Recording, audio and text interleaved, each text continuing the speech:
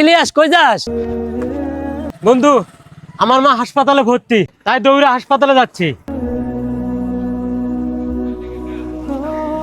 তোর মা হাসপাতালে ভর্তি, তুই কি আমার একবার বলতাতি না?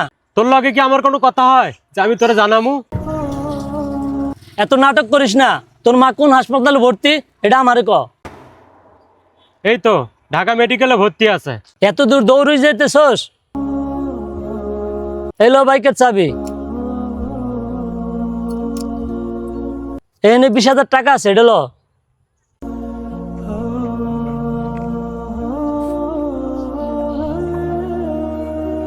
আরো যদি লাগে মান অভিমান বাদ দিয়া দয়া করে একটা কল দিস। যা তাড়াতাড়ি যা।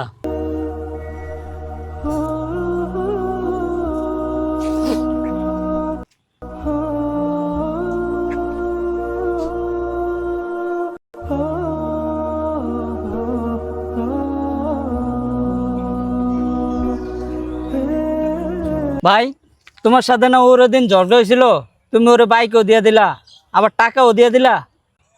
ঝগড়া আমার ওর সাথে, ওর মায়ের সাথে না। ও হইতেছে আমার বন্ধু, আর ওর পরিবারের বা কোনটা আর আমার পরিবারের বা কোনটা।